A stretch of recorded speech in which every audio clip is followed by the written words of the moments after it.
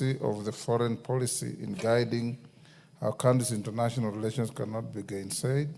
I therefore urge the Departmental Committee on Defense and Foreign Relations to consider the policy as a matter of priority and submit its report to the House as soon as possible for adoption. Honourable members, since the policy will guide the country's conduct in international affairs, its expedited approval by this House is necessary. The House is accordingly guided.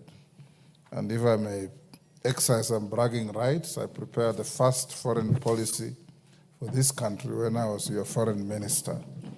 And I put at the center of it our athletes as our #1 ambassadors everywhere in the world, who cause our national anthem to be played in all capitals of the world where sports are conducted. I also put the diaspora at the center of our policy.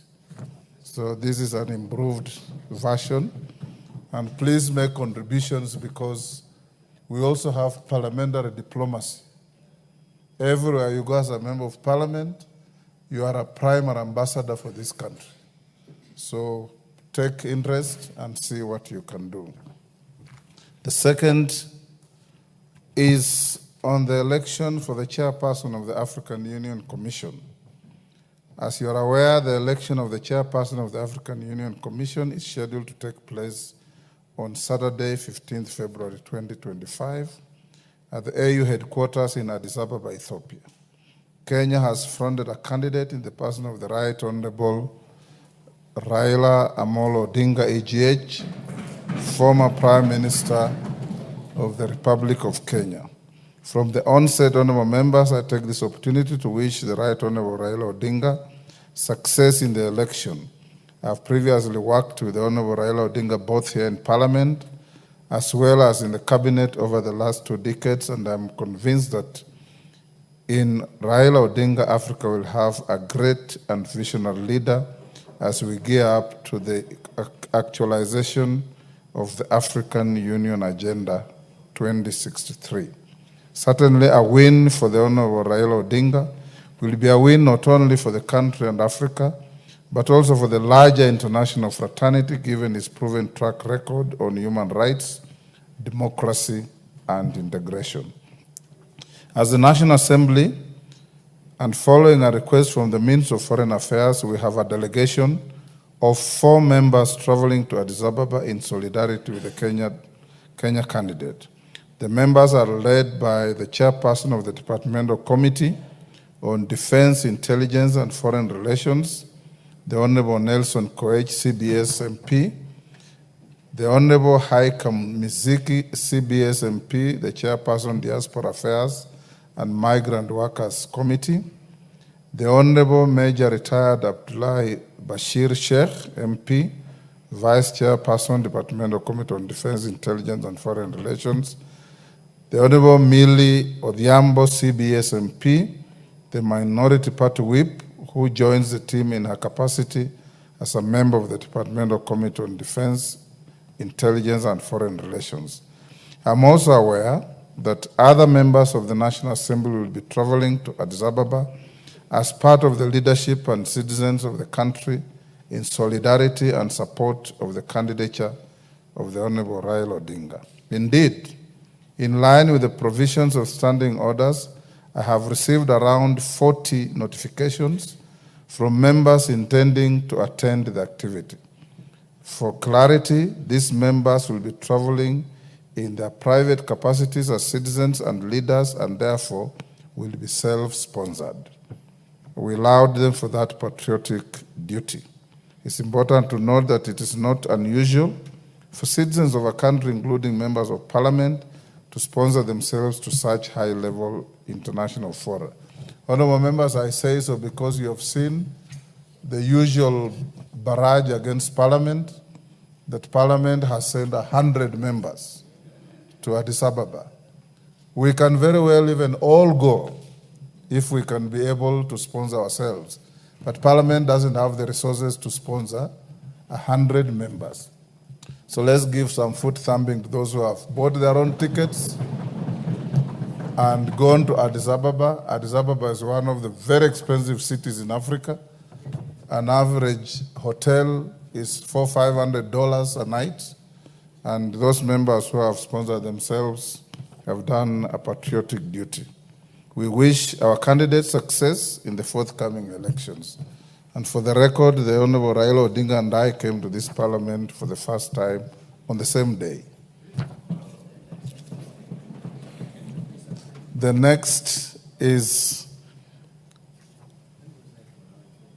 pardon? Honorable members, the next is on the demise of Mzee Kingi Mwarua Mukweha, father to the Right Honorable Amazon Jeffer Kingi, EGHMP, Speaker of the Senate. Honorable members at the bar, take the nearest seats. Jared Okello, what is your idea of nearest?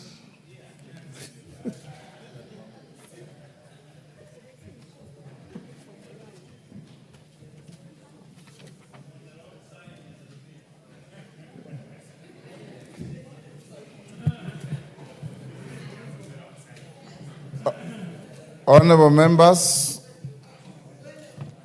I wish to report to the House on the demise of Mzee Kingi Mwarua, the beloved father to my esteemed colleague, the Right Honorable Amason Jeffer Kingi, EGHMP, Speaker of the Senate, which occurred on Saturday, 9th February 2025, while he was undergoing treatment at Pandya Memorial Hospital in Mombasa. Mzee Kingi was a pearl of wisdom, compassion, and unwavering resolve. As a father, he embodied strength and guidance not only to his family, but also to the community at large. His steadfast commitment to instilling values of service, humility, and integrity made him a source of inspiration to all. Honorable members, beyond his humility, leadership, and support for his family and society, Mzee Kingi leaves behind a rich legacy that will live on in his children, as is evident by the service of the Right Honorable Speaker Kingi. Having recently walked a similar path of grief following the loss of my own mother in December last year, I deeply empathize with the Speaker and his family at this difficult moment. Honorable members, a memorial service will be held on Thursday, 20th February 2025 at 9 a.m. at his homestead in Kamale Village, Kilifi County. The funeral service will be held on Friday, 21st February 2025 at Kamale Primary School grounds, with the final rites taking place at his home. I urge all of us to stand in solidarity with the Right Honorable Amason Kingi and his family during this time of grief. Honorable members, this is a profound loss, and our thoughts and prayers are with the Speaker of the Senate, Right Honorable Amason Kingi, and his family. On behalf of the National Assembly, the Parliamentary Service Commission, and indeed on my own behalf, I pay tribute to Mzee Kingi Mwarua and convey our heartfelt condolences to the Right Honorable Speaker and the entire family. May the strength he embodied and the values he upheld in life remain a source of comfort during this time of sorrow. May the soul of Mzee Kingi Mwarua rest in eternal peace, and may I request us to stand for a minute's silence in honor.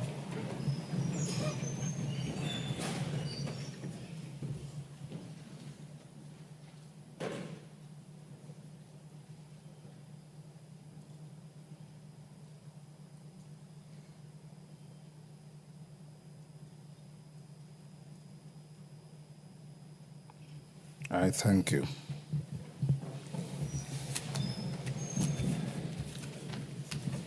Honorable Haika, I just announced that you are in Addis. What are you doing here? Tomorrow morning. Next order. Order number 3, messages. Order number 4, petitions.